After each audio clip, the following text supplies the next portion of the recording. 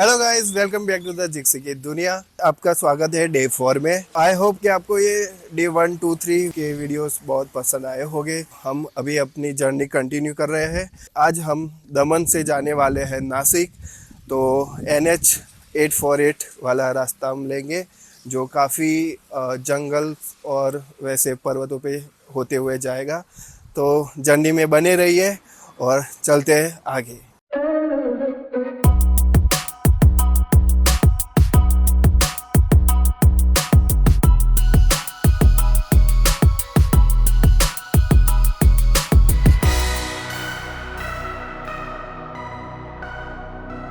आप सभी का स्वागत है हमारी 6 दिन की फैमिली रोड ट्रिप सीरीज के एपिसोड 4 में।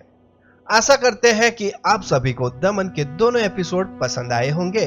आज का एपिसोड काफी स्पेशल होने वाला है, क्योंकि आज हम गुजरात को अलविदा कहकर महाराष्ट्र की तरफ बढ़ने वाले हैं और हमारा अगला डेस्टिनेशन है नासिक।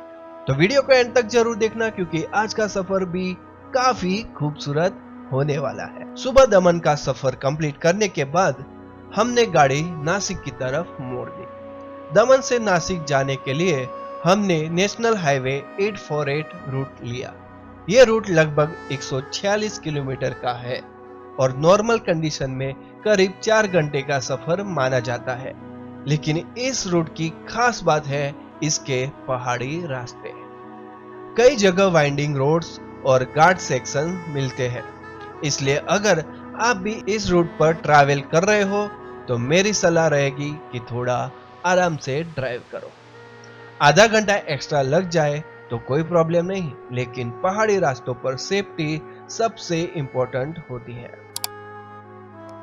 अगर आपने अभी तक दमन का एपिसोड 2 और 3 नहीं देखे हैं तो उनकी लिंक आपको आई बटन और डिस्क्रिप्शन में मिल जाएगी।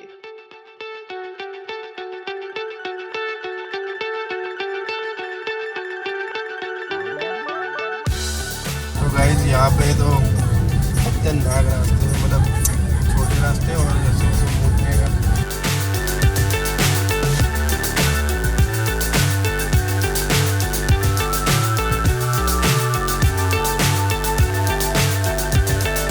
Fly so high, I'm hypnotized.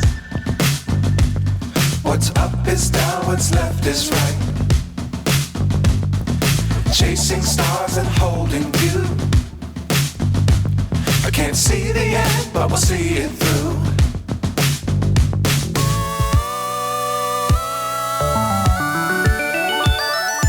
Flying, get on board. We're smiling on top of the world.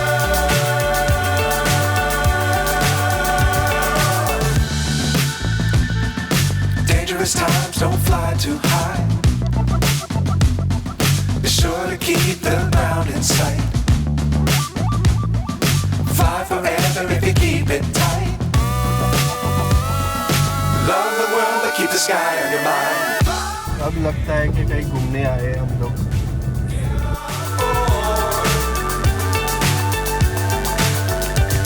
We're smiling on top of the world. Flying, get on board. We're smiling on top of the world. हम पहाड़ों के खूबसूरत रास्तों से गुजरते हुए नासिक की तरफ बढ़ते रहे। रोड के दोनों तरफ हरियाली, कभी पहाड़ी व्यूज और कभी छोटे गांव सफर को और भी एंजॉयबल बना रहे थे।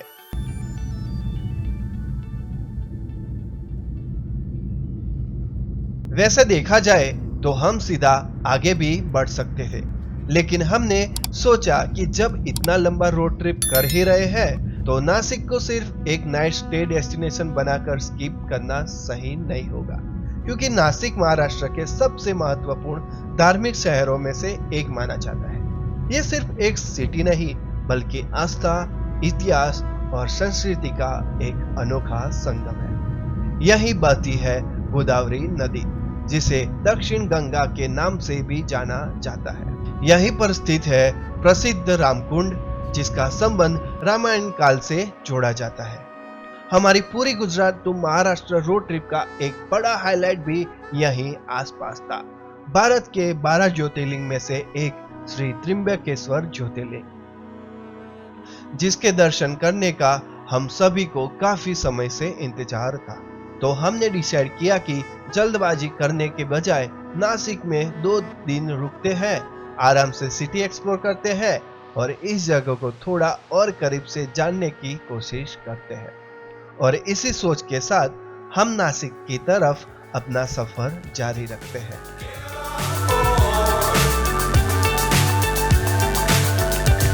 We're soaring on top of the world. Flying. और फाइनली हम नासिक पहुंचने वाले थे। We're soaring. हम ऑफिशियली नासिक पहुंच चुके हैं। अब तक हमारी कार 644 किलोमीटर का सफर कंप्लीट कर चुकी है और ऑनेस्टली बोले तो पहली बार अपनी कार से इतना लंबा फैमिली रोड ट्रिप करना एक अलग ही एक्सपीरियंस लग रहा था। हेलो गाइस, तो फाइनली हम अब आ गए हैं नासिक में। तो अभी होटल ले लिया है, अब जाएंगे पंचवटी रामकुंड। अगर पॉसिबल हुआ तो आरती के दर्शन करने को मिल जाए तो बढ़िया है, वरना दर्शन करते वैसे आते हैं। चलिए। तो दोस्तों, नासिक पहुंचने के बाद सबसे पहले हमने होटल में चेक इन किया और थोड़ा फ्रेश हो गए। वैसे पंचवटी हमारे होटल से ज्यादा दूर भी नहीं था, लगभग 10 से 12 मिनट का पैदल रास्ता था। तो हमने सोचा कि गाड़ी निकालने से अच्छा है आज थोड़ा नासिक को पैदल एक्सप्लोर किया जाए। इसी बहाने मार्केट भी देखने को मिल जाएगा और शहर को थोड़ा करीब से जानने का मौका भी मिल जाएगा। और जब हम पंचवटी की तरफ चल रहे थे तब सोचा क्यों ना आपको भी नासिक के बारे में थोड़ा बताया जाए। अगर आप धार्मिक यात्रा पर हो तो नासिक में आपको हर कुछ किलोमीटर पर कोई ना कोई प्रसिद्ध मंदिर या ऐतिहासिक स्थल देखने मिल जाएगा। लेकिन नासिक सिर्फ स्पिरिचुअलिटी तक सीमित नहीं है। आज के समय में नासिक को भारत की वाइन कैपिटल भी कहा जाता है, क्योंकि यहाँ कई बड़े वाइनयार्ड और वाइनरीज मौजूद हैं और हर 12 साल में यहाँ लगने वाला कुंभ मेला दुनिया का सबसे बड़े धार्मिक सम्मेलनों में से एक माना जाता है, जहाँ लाखों नहीं बल्कि करोड़ों श्रद्धालु पहुँचते हैं। यही वजह है कि नासिक एक ऐसा शहर बन जाता है जहाँ हिस्ट्री, स्पिरिचुअलिटी और मॉडर्न लाइफस्टाइल तीनों एक साथ देखने को मिलते हैं।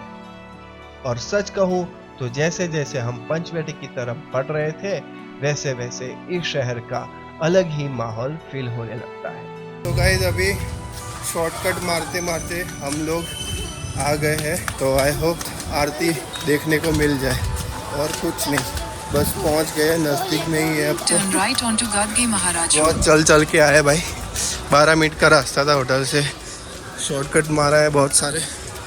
कहाँ देखो ये तालाब आपको दिखाई। हम फाइनली पहुंच गए गोदावरी नदी के किनारे। तो गाइस, ये है गांधी तालाब। यहाँ पे आप इवनिंग में आ जाओ तो अच्छे से दर्शन हो सकते हैं। और इधर थोड़ा काम भी चालू है और तो इधर सब बोटिंग भी चालू है, सब डुबकी भी लगा रहे हैं। शाम के टाइम आ जाओ, बहुत ही प्यारा व्यू है। सच कहूं तो नासिक आकर गोदावरी घाट ना देखा जाए ऐसा हो ही नहीं सकता। गोदावरी नदी को दक्षिण गंगा के नाम से भी जाना जाता है और नासिक के धार्मिक जीवन में इसका बहुत बड़ा महत्व है। अभी आरती चालू हो गई है। दूर से ही घंटियों की आवाज सुनाई दे रही थी और पूरा माहौल भक्ति के रंग में रंग चुका था। तो गाइस, आरती में आ गए, आपको दिखाते देखो।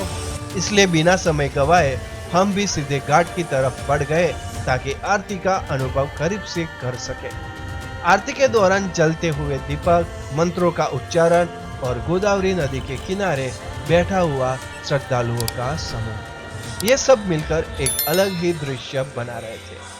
सफर की पूरी थकान जैसे कुछ देर के लिए गायब सी हो गई थी और बस उस पल को एंजॉय करने का मन कर रहा था। वैसे गोदावरी घाट सिर्फ आरती के लिए ही प्रसिद्ध नहीं है। इस जगह का संबंध रामायण काल से भी जोड़ा जाता है और इसी क्षेत्र में स्थित है नासिक का प्रसिद्ध रामकुंड। नासिक महाराष्ट्र के सबसे प्रसिद्ध और धार्मिक शहरों में से एक माना जाता है। यह शहर सिर्फ मंदिरों के लिए ही नहीं बल्कि अपनी प्राचीन हिस्ट्री और धार्मिक महत्व के लिए भी पूरे देश में जाना जाता है। ऐसा माना जाता है कि रामायण काल में भगवान श्री राम, माता सीता और लक्ष्मण ने अपने वनवास का काफी समय इसी क्षेत्र में बिताया था। इसी वजह से नासिक के पंचवटी एरिया का संबंध सीधा रामायण से जोड़ा जाता है और यहाँ आज भी कई ऐसी जगह हैं जो उस युग की याद दिलाती है।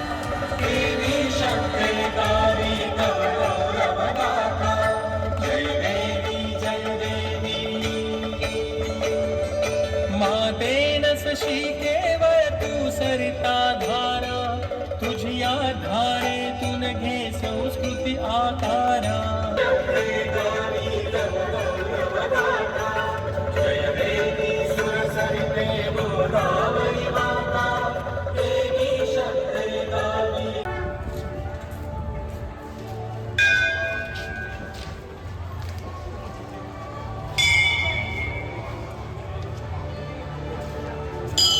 पूरेण मनोहरेण सुवर्णपात्रान्तरसंस्थितेन प्रदीप्तभासा ससङ्गतेन नीराजनं ते जगदम्बपूर्वे सर्वमङ्गलमाङ्गल्ये शिवे सर्वार्थसाधिके हस्तौ प्रक्षाल्य Head north on Gadge Maharaj Road.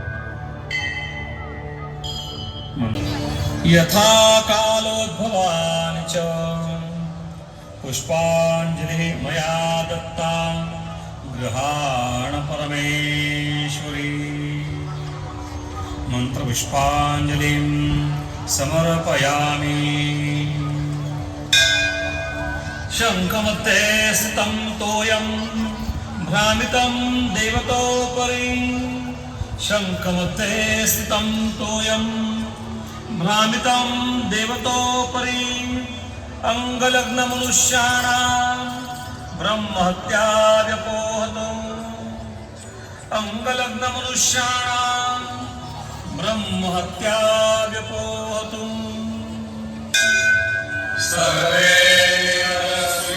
सन्तु सर्वे सन्तु निरामयाः। सर्वे भद्राणि पश्यन्तु मा कश्चित् दुःखमाप्नुयात्। अगर आपको वीडियो पसंद आया हो तो लाइक बटन जरूर दबाना और कमेंट करके बताना कि नासिक का कौन सा पार्ट आपको सबसे ज्यादा पसंद आया। आपका एक कमेंट हमें और अच्छे ट्रैवल वीडियोस बनाने के लिए मोटिवेट करता है। विश्व का कल्याण हो। आर्य सनातन वैदिक हिंदू धर्म की जय। भारत माता की जय।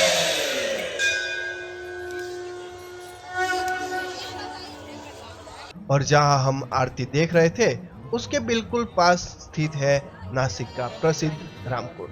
रामकुंड नासिक की सबसे महत्वपूर्ण धार्मिक जगहों में से एक माना जाता है। ऐसी मान्यता है कि भगवान श्री राम ने अपने वनवास के दौरान पंचवटी क्षेत्र में निवास किया था और इसी दौरान वे गोदावरी नदी में स्नान करने आए। इसी श्रद्धा और आस्था के कारण इस स्थान को रामकुंड के नाम से जाना जाने लगा। आज जो कुंड हम देखते हैं उसका विकास और पुनर्निर्माण मराठा काल में करवाया गया था, लेकिन इस जगह का धार्मिक महत्व सदियों पुराना माना जाता है। हिंदू धर्म में भी रामकुंड का एक विशेष महत्व है। ऐसी मान्यता है कि यहाँ पवित्र स्नान करने और पितरों के लिए श्राद्ध कर्म करने से पुण्य की प्राप्ति होती है। इसी वजह से साल भर यहाँ श्रद्धालुओं की भीड़ देखने मिलती है और जब कुंभ मेला नासिक में लगता है तब ये पूरा क्षेत्र लाखों श्रद्धालुओं से भर जाता है। शाम के समय गोदावरी के किनारे बैठकर रामकुंड का माहौल देखना अपने आप में एक अलग ही अनुभव था। आरती का अनुभव लेने के बाद हमने थोड़ी देर गोदावरी घाट के आसपास का माहौल एंजॉय किया। वैसे भी किसी नए शहर में जाओ और वहां का लोकल स्ट्रीट फूड ट्राई ना करो तो ट्रिप थोड़ी अधूरी सी लगती है। तो हम भी निकल पड़े कुछ लोकल टेस्ट एक्सप्लोर करने। और यही घाट के पास हमें भेल और पानी पूरी के स्टॉल्स देखने मिल गए। तो फिर हमने भी सोचा कि चलो इसका टेस्ट करके देखते हैं। और सच बताओ तो दोनों का टेस्ट काफी अच्छा था। शाम का मौसम, गोदावरी घाट का माहौल और साथ में लोकल स्ट्रीट फूड। और इसी तरह कुछ समय यहाँ बिताने के बाद हमने नासिक की पहली शाम को एंजॉय किया। यहाँ पर आप बोटिंग का एक्सपीरियंस भी ले सकते हो। गोदावरी रिवर में शाम के समय बोटिंग करते हुए आसपास के घाटों का व्यू देखना भी काफी अच्छा लगता है। और कुछ समय घाट पर बिताने के बाद हम होटल वापस आ गए। अब तक काफी थकान भी हो चुकी थी और भूख भी लग गई थी। तो हमने होटल में ही डिनर करने का डिसाइड किया। और यहाँ हमें मिली एक सिंपल लेकिन काफी टेस्टी थाली, जिसकी कीमत थी सिर्फ 150 रुपये। फूड का टेस्ट अच्छा था और दिन भर के सफर के बाद एग्जैक्टली वही चाहिए था जो हमें मिला। और इसी के साथ नासिक में हमारा पहला दिन यहाँ कंप्लीट होता है। लेकिन असली स्पिरिचुअल जर्नी अभी शुरू होने वाली है, क्योंकि कल हम जाने वाले हैं भारत के 12 ज्योतिर्लिंग में से एक श्री त्र्यंबकेश्वर ज्योतिर्लिंग के दर्शन के लिए। और उसके बाद हम एक्सप्लोर करेंगे नासिक में स्थित कालाराम मंदिर और सीता गुफा। तो नेक्स्ट एपिसोड बिल्कुल भी मिस मत करना। तो अभी हमारा खाने का हो गया है और अभी सोने का टाइम हो गया है। तो आप सभी को गुड नाइट। और आई होप कि आपको ये वीडियो पसंद आया होगा, तो लाइक कर देना और हमारे चैनल जिक्सी की दुनिया को सब्सक्राइब करना मत भूलना। तो अब ये ब्लॉग यहाँ पे ख़त्म करते हैं। तो बने रहिए हमारे साथ। Bye bye, good night.